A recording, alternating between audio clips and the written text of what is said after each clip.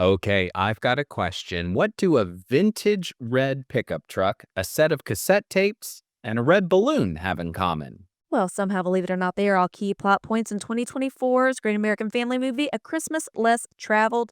We've got a lot to talk about, Josh. We do, Jennifer, and we will unwrap it all for you on this episode of Do You Watch What I Watch? Sit down and watch, then have a talk with Jennifer and Josh. Well, we are halfway through the holiday movie season and heading back to Great American Family for another big recap and review. And this time, Jennifer, we are hitting the road, so buckle up. That's right, I love a road trip movie. Here's the plot summary. As Desi faces the dilemma of selling her late father's beloved truck, a chance encounter with a handsome stranger leads to a transformative road trip where they find the courage to embrace the future. Let's go. So curtain up, and we are in snowy Edinburgh, and I gather it's Edinburgh, New York, which I didn't really do the research to figure out if that's real because I saw New York license plates. So I don't know. Listeners, Yeah. if it's real, let us know. And we were at a cafe called the Dine or Dash, Dash or Dine, the Dash Dash or or Dine. Dine. Yeah, exactly. And we meet our lead, Desi, played by Candace Bure. She's a waitress at the cafe. There are cash flow problem. So money's tight at the store. We learn that pretty soon, but Desi can't help but be generous because she has a heart of gold. Now, there is this mysterious lurker outside in a Beamer, and he is creepily spying on our Desi for reasons unknown, and his name we learn is Grayson. So, Desi happens to be listening to Delilah and scoots off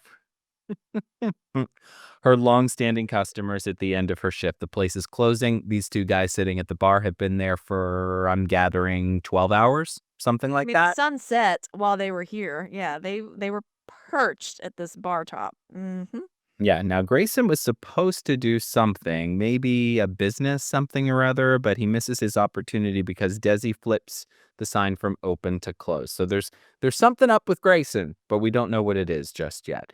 We learn the diner used to belong to Desi's dad, and he also left her when he passed away his red pickup truck, which might give her a little bit of wiggle room, even though she has all kinds of emotional attachments to it. Now, Jennifer, you kind of gave me a little weird eye there. Did I have that wrong? I thought he left her the diner too. I thought he had the auto shop. Oh, you're right. Left her money to start her diner, maybe? Okay. Either way, left her a truck and she's got some cash flow problems. So there you go. Mhm. And Grayson. she's got an aunt who works with her who was the mom on Unexpected Christmas, and she was in Scrubs. So, Fun tidbit. weird seeing her here. You never know who's gonna pop up. I will say, as a complete sidebar, I know our phones, quote unquote, don't listen to us, and I'm no conspiracy theorist, but I'm just gonna say, after I watched this movie and typed shout out Delilah on my notes app on my phone, who do I get suggestions for on Facebook but to follow the page for Delilah? I was like, "Oh, I'm being haunted by Delilah this season." I'm just disappointed you weren't already following Delilah. She's an institution. Are you following? Do No. you think we could get her on the pod? Hey, shoot Shout for out the to moon. Delilah. You know, a wise sage once said, shoot for the moon because even if you miss, you'll land among the stars. And maybe Delilah will be one of the stars to join us on Do You Watch What I Watch? One can only hope. All So, right, back to the movie. yes, so Grayson follows Desi to her house and creeps up by the driveway, and he almost blows his cover by stepping on a singing snowman, but manages to dash back to his Beamer undetected. Now, Desi wanders outside, and she's all Aurora Teagarden about it. See what I did there? I did. Yeah, she was. Yeah, she was on the hunt. She was on the Something hunt. smelled fishy. Something was fishy, and she had her little flashlight. But it doesn't really turn into anything. Instead, she wanders out to the truck that's in her garage, and she's flooded with flashback memories from her dad. And they do this flashback thing throughout. It's really kind of sweet. Then she finds a cassette tape in the player. A cassette tape. Now, Dear listener, if you are younger, you may not realize this, but there were actually these plastic things that were about yay big. And you would put them into the thing and it would play music. It wasn't like Spotify where you could just pick whatever you wanted to listen whenever. So you If tried you wanted to repeat a song, you had to rewind it to just the right spot, and then if your tape deck tried to eat your tape, you had to, like, wind the tape back up with a pencil in the get your little middle of it pencil out. and get Yeah. it tight again. Yeah, I remember. My first cassette tape was Mariah Carey's, the one that had, "You'll Always Be My Baby" on it. Oh, I listened to it on my Fisher-Price, tape player, and it also had a microphone. So I guess my podcasting started early. It's all coming it had a microphone, and I got a blank tape one year, and I could podcast, like, I had my microphone, and I just talked into it for full circle moment. however long the tape was. Yeah, I love that it's for all you. coming back now. Yeah. Shout out Fisher-Price. Okay. Anyway, so this cassette tape has her dad's voice on it, and my cry count officially hits 1 when Candace Cameron Bure plays this the way anyone in this situation would. Like, she had this moment where she wasn't just crying, but it was kind of like this ugly gut punch cry moment, and I thought it was just This is a really grief, visceral cry. Yeah, hearing his voice. really well played. Yeah. I didn't cry because I guess my heart is stone, but I did have literal chills. It was probably one of my favorite moments of the movie. It was moving for Very sure. clean. Yeah. Mhm. So next day, Grayson wakes up at his motel to find that his Beamer has been ice covered. He is cold, so he wanders off to the Dasher Dine when he's able to thaw out his vehicle a little bit later, where Polly, the aunt, is running the show.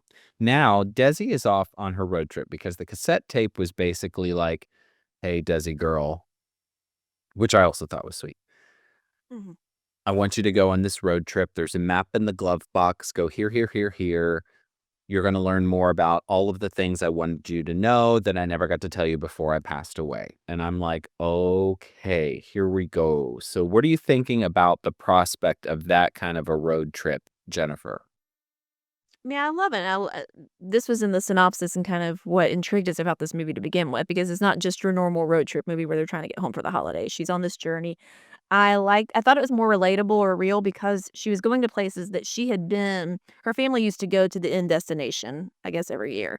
So she had been at these stops along the way. So it creeped me out less. If she was just like, here's a map with some random Sharpie squiggles, good luck, I would have been more concerned for her health. But off she goes. Now, I did not really think it was realistic that this truck was hard to crank up, and she just hits the road for this multi-mile road trip the next day. Didn't get an oil change, No. didn't get some windshield wiper fluid topped off. I mean, come on, Desi girl.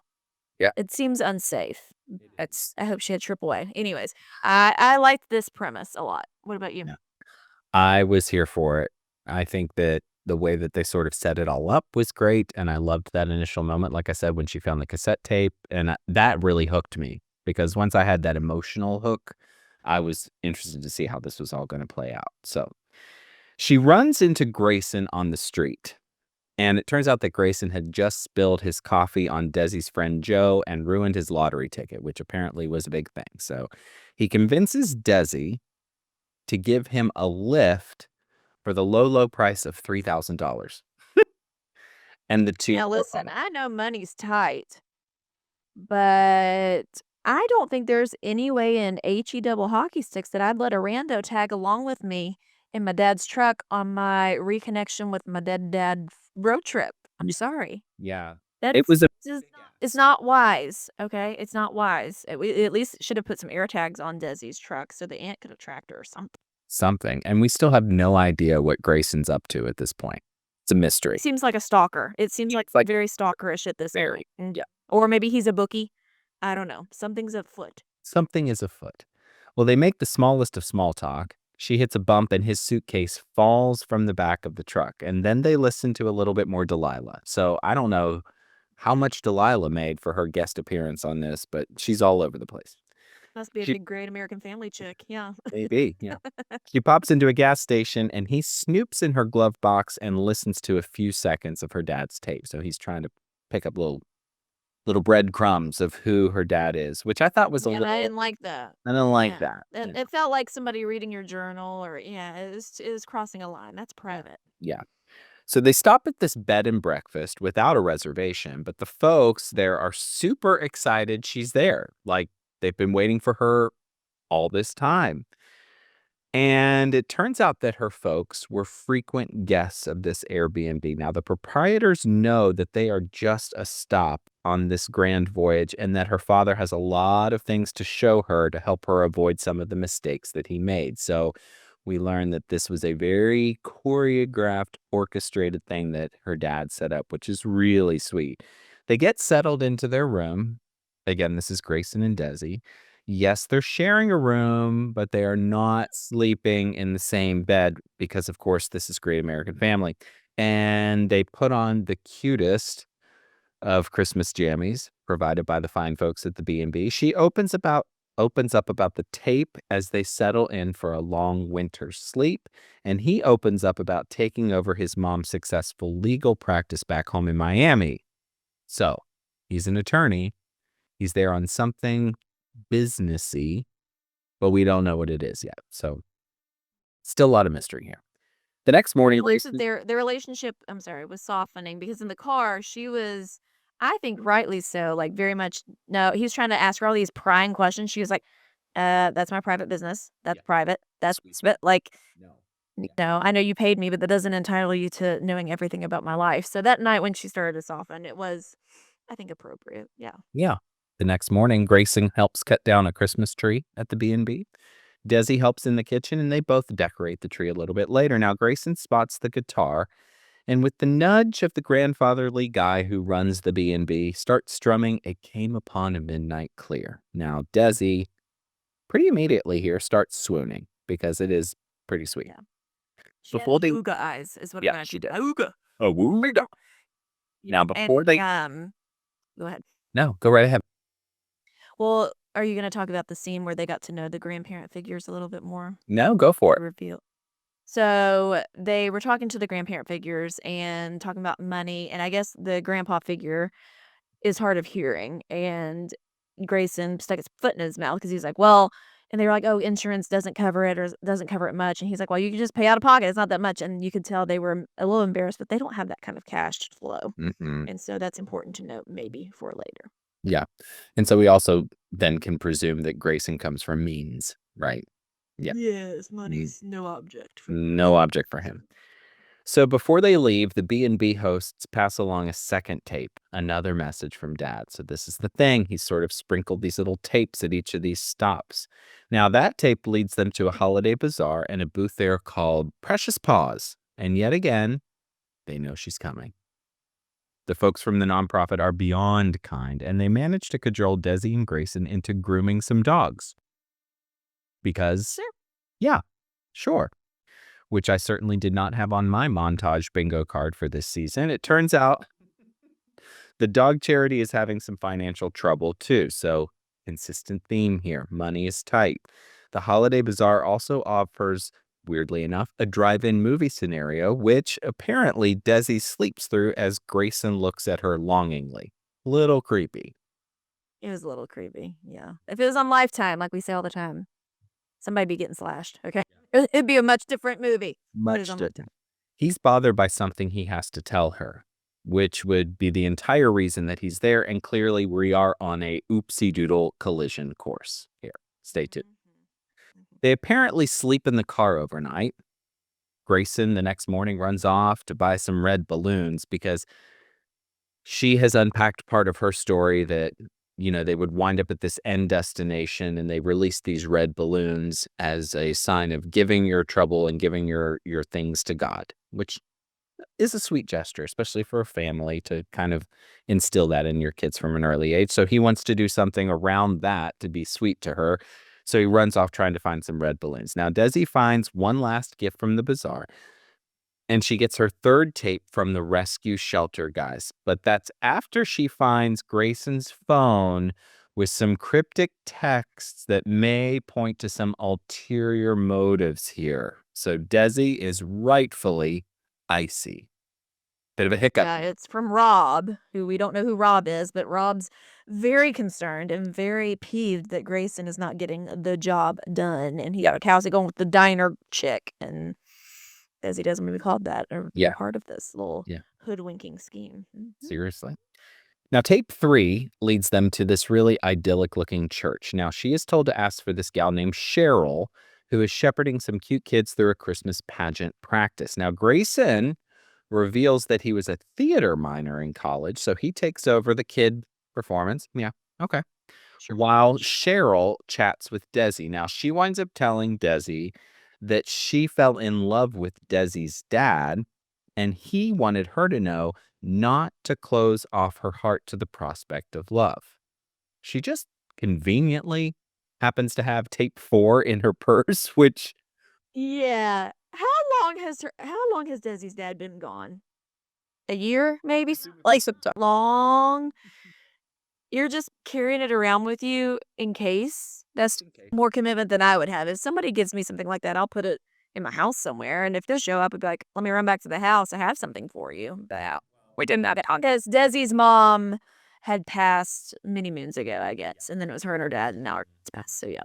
It's not like dad was stepping out on mom. She was, she'd passed a while. she had passed, yeah. And so the woman's perfectly lovely, but I had to laugh because I was like, "Oh, you've had that tape in your purse for, presumably more than a year plus? Okay." Sure. Have anything else to put in your purse? I mean, I'm always like at maximum. I have 18 water bottles, 12 pins, 10 drummers drumming, and a partridge in a pear tree in my purse. I don't have room for some random cassette tape. That you're just waiting for somebody to show up to give to? If Okay. you're outside, doesn't the heat damage it? It's not great, Cheryl. Okay, but appreciate your efforts. Thank you. That's so funny. But before they jet, they sit and listen to the kids sing Away in a Manger. And you know how I feel about kids singing. Not usually a fan. Yeah. But I actually thought this was kind of cute. So, Grace. That, and I liked. I'm sorry. Back to when he played the song. It came upon a midnight clear. I told my husband, he was kind of in and out while I was watching it. I said, that's a song that I kind of forget about, like a Christmas Carol that I feel like is a little underappreciated. And I appreciate in return Great American Family Incorporating, especially I if it came agree. upon a midnight I clear. agree. Grayson feels pretty convicted about his motives sitting in the church, but Desi gets a phone call. Now, an attorney is trying to find Desi because she is due to receive apparently some sort of mega inheritance.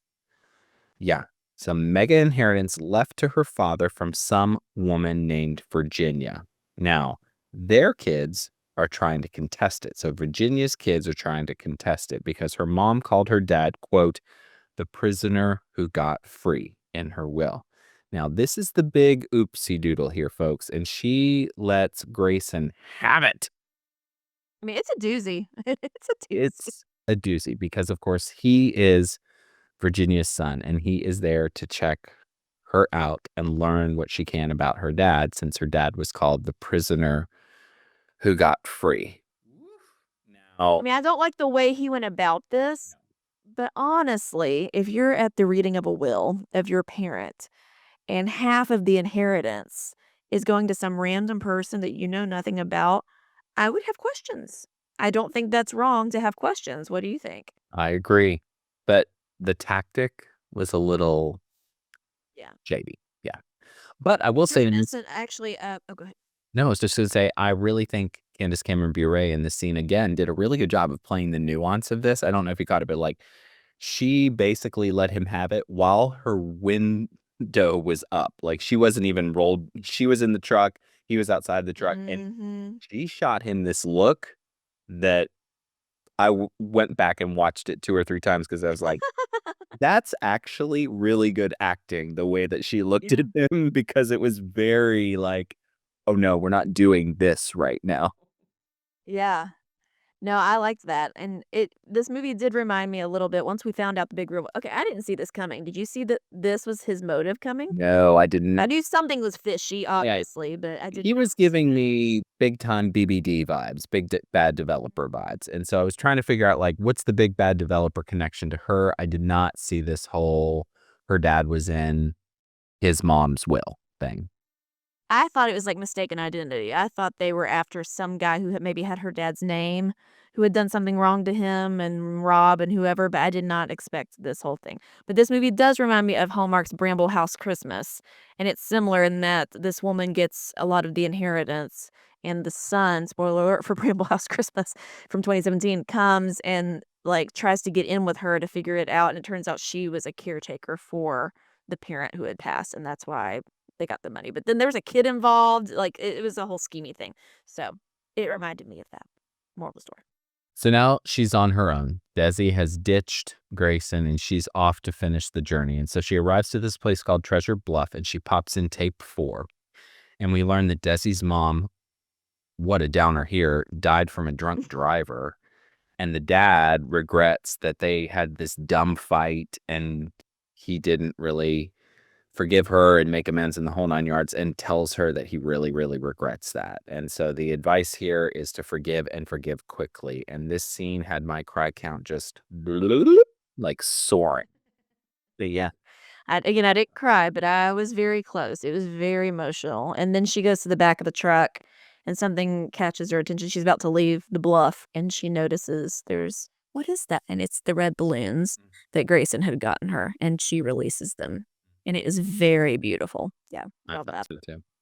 In the meantime, Grayson is on a bit of an apology tour here. So he writes a mega check to the animal charity and then gets a ride to the B&B we visited earlier and drops a big check to pay for the medical bills there. So he's clearly trying to make amends because he realizes that he was not being the nicest of fellas. So cut to Desi. She's back to her diner making her mom's pie because she got this recipe from the B&B people.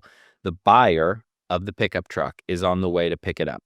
Now, she finds a note as she's cleaning out the vehicle in one of the tape cases. And it turns out that it's a message about forgiveness. And it's the same message that her dad shared with Grayson's mom ages ago when he apparently helped her fix her car. So he was out and about. He runs a shop, fixed her car on the side of the road. They got to talking and they talked about the power of forgiveness. And so that conversation that he had with Grayson's mom apparently led to a big sort of spiritual revival for her. And now it all comes together full circle. So naturally, Desi is there. Grayson shows up. And what do you know? He's the buyer for the truck. He makes amends with her. They kiss. And we fade to black. It's time for gold or coal. Okay, it is time for our gold or coal segment. If you're new here, Josh and I will each bring 3 gifts to the podcast. If there's more gold, it's pedal to the metal. If there's more coal, there's a bump in the road. And if it's a tie, which happens from time to time, it's just a meh.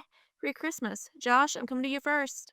Sure. So my first piece of gold, the production quality on this, I think felt excellent throughout. You know, sometimes our criticisms with Great American Family movies are that they feel cheap and kind of just stock footage and not really well shot. This one felt more like a Hallmark movie on Great American Family in terms of the way it was shot and edited and put together. And so I really valued that. So gold for me. Mm-hmm. I will give gold for the red balloon release scene. It definitely made me have feelings. And I liked he on the tape. At first, I thought it was weird. She was sitting on a bench, but she left the door to the truck open. And I was like, why didn't she close the door? Like it was a very close shot that she left the door open. Well, it's because she was playing the tape and she wanted to be able to hear it while she sat on the bench before she released the balloons. But at the end of the tape, her dad said, "Enjoy the view. I know I am." And that that resonated with me. I really enjoyed that moment. I thought it was very sweet, and I will give it gold. Great. More gold for me. I thought Candace Cameron Bure was really a standout in this movie. I talked a couple times about her facial expressions and the way she played certain aspects of the scenes and all of that. But I just thought she was really good in this movie. She's a great actress. And I think you can see in this movie why she has such a loyal legion of fans. Yeah, it's effortless with her. It really Mhm. is. This is what she's made to do for sure. I will give some gold. I liked the suspicious guy twist. What's the deal with Grayson? What's he up to? And that it did go on longer than I thought it was going to, but I liked that. I think that all worked. Like waiting until later to really drop this bomb, and I didn't see it coming, like we talked about. So I thought that was a good element of surprise that we don't always get. Usually we can forecast how this show's going to go, and it was surprising. So there you go. Yeah. My last gift will be gold as well, so 3 gold for me on this one, and I think it's because the bottom line message in this around forgiveness, I really liked the way that they did that, right? A lot of times, these movies on Great American Family can kind of just be loosely about faith at the holidays, right? But I feel like this message of forgiveness really applies to anyone, right? And I Mhm. think that it felt like it had depth to that message. It wasn't just like Mhm. forgive and forget. It was kind of like grapple with everything that goes along with forgiveness in a way that sort of releases it and realizes that the only one who's a prisoner when you aren't forgiving is you, right? And I think that that's the bottom line message that really is universal, and I think that the way that it played out in this particular story was really impactful. So, gold. Agreed. That was beautifully said. Thanks. I will give some gold as well. I liked that Grayson did the apology tour and made it rain and given out his money to help all these people. I thought that was very sweet because he didn't do it with Desi in front of him. He for all he knew, she was so mad she'd never talk to him again. He did it presumably out of the goodness of his heart, and that made it count more to me. So I really enjoyed that gold. So, who'da thunk? 6 gold? Wow. We haven't had Yeah. have we had one of those this season? I don't think so. Did the Broadway one have 6? I don't believe so. Huh. Anywho, 6 gold, we'll take it. I'm actually kind of surprised that it was as good as it was. This was a really home run, I think, of a Christmas movie. When it was a gamble, it could have easily kind of like what you were alluding to earlier. It could have gone super cheesy, super preachy, super beat you over the head with all these tropes and things, and they handled it really well. Where it was just more of a realistic thing. Like, yes, you need to forgive and move on for yourself and for everybody else, but also it can be messy and it's not always easy or the fun thing to do. And so I thought, yeah, I really enjoyed all of it. I thought it was a great message. Will I watch it again? No, because again, it made me feel too many things, and I don't wanna do that all the time, but I do think it's a really good movie. Is it my favorite? No, but it's a really good movie. And that, friends, is another episode of Do You Watch What I Watch? Special thanks, as always, to our good friend Nick Shores for our amazing theme song, and a special thanks to all of you for taking the time to listen on your favorite podcast platform or watch us on our YouTube channel. That's right, and if you're new here, we're so glad you found us. Listen, we are Christmas movie connoisseurs, or at least that's what we're proclaiming to be. So if you liked this, we've got a whole slew of other reviews from Great American Family, Lifetime, Hallmark, Up TV, Netflix, everywhere. So check us out on your favorite podcast platform or YouTube. If you need links for any of that, go to doyouwatchwhatiwatch.com. Up next, we're going to go back to the Hallmark Channel to recap and review Christmas on Call. And here's the plot summary. In the lead up to Christmas, emergency room doctor Hannah Michaels juggles her demanding job and a budding romance with EMT Wes Sullivan in Philadelphia. Didn't we already see a movie in Philly this year? Hmm. I feel like we've been to Philadelphia already because we talked about cheesesteaks. Oh, we did. Groomsman, the first The Groomsman groomsman. season. That's right. Yep. Well, anyways, no matter what, we will have much to discuss. But until then, May your days be merry and bright. We'll see you soon.